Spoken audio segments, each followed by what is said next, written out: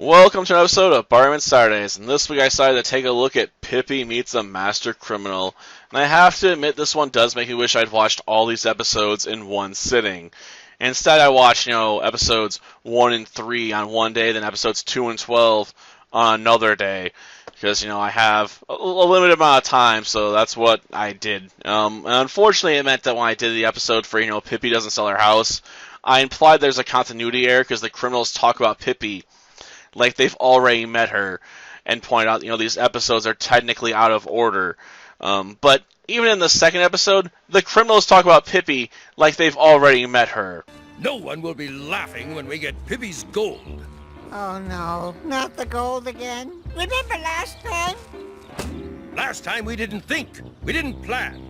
So apparently you can watch the episodes in either order, and it really doesn't make much of a difference, albeit why they're so scared of her in the third episode now doesn't make as much sense. Because you have that one guy like freaking out, going over and over and over again. But he doesn't do anything like that in the second episode. So why is he so much more afraid of her in the third episode? I mean, he doesn't want to mess with Pippi because he knows how strong she is. Don't get me wrong, but he's not stuttering, levels of terrified of meeting her. He just preferred to avoid it.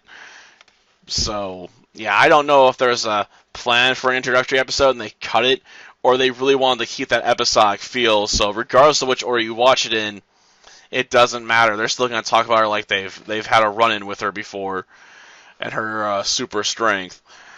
So that was something I regret. And yes, I realize I spent way too much time talking about that.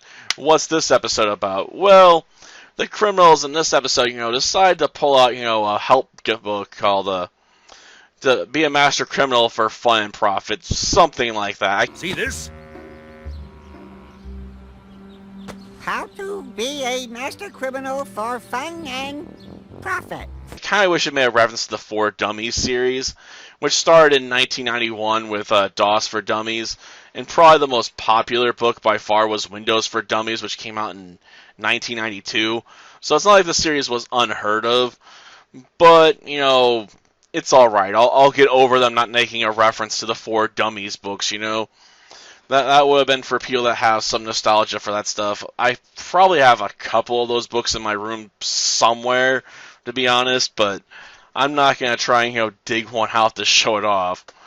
I mean, I have so many books, it'd probably take me a while to find it.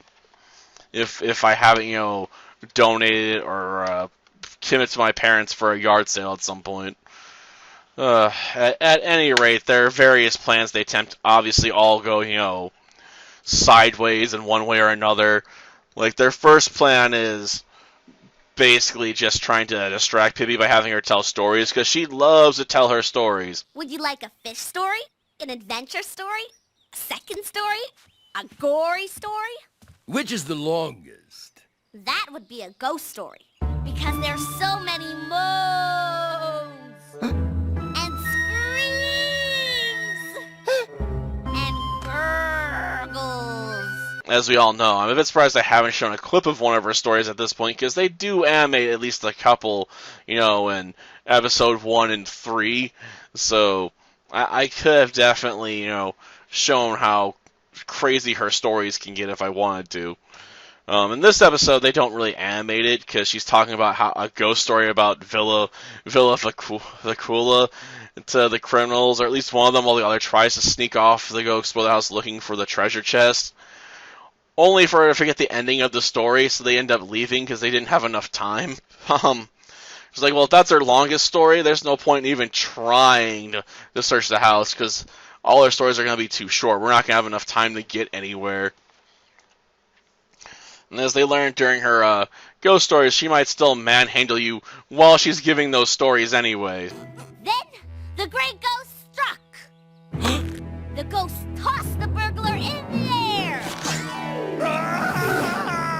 Then caught him again. So then they say, well, how about we try, getting her to go off and help us, so she'll be out of the house for a while so we can try and search it and steal stuff.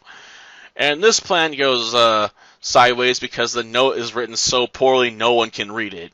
obviously Pippi, can't read very well because she doesn't go to school, which is something they point out, in a couple of episodes with her, trying to spell deer with like a Q and a W and a K and stuff like that. So, she doesn't have all that book learn to help her, write notes out. But she hands the letter off, to various people around town, like the cops or, our main antagonist when it comes to, doing just about anything in this series, apparently. And even they can't read the note because it's written so poorly. So eventually, the guy that wrote, the criminal that wrote it, comes out of the bushes and explains what the note says, and then tells them to read the last line. And it mentions how, he himself needs rescuing. So all of a sudden, it's like, I just ruined my own master plan because I got upset that people couldn't read my note. Because I can't exactly, tell her to go save me when, I'm right here in front of her. So, yeah, he just rips up. He's like, it was a prank, officer. Like, just forget it. Just forget it. And then he leaves, he's like, I gotta come up with a new plan, which ends up, we gotta ask Pippi what her weakness is by pretending we're doing a questionnaire for the town. Which leads them learning that she has a weakness for playing hide and seek, which she could do for hours. So they decide to go with that route. Like, we'll get her to play hide and seek, and while she's hiding, we'll sneak around the house, steal the treasure, and leave. Unfortunately, she counts fast enough that, they don't have a chance to steal the treasure. And when they try and switch it up with them searching stuff, she hides with it. And then when they finally do get out with it, because eventually they do succeed with this hide and seek plan, they learn that the treasure they stole wasn't her father's gold. It was a box of coconuts, that belonged to Mr. Nielsen. Not Mr. Nielsen, Mr. Nelson. So, they ended up stealing something that was completely worthless because they were going to be tossing it out anyway. Because they were old coconuts that no one wanted anymore. Like, thanks for, doing the hard work for us.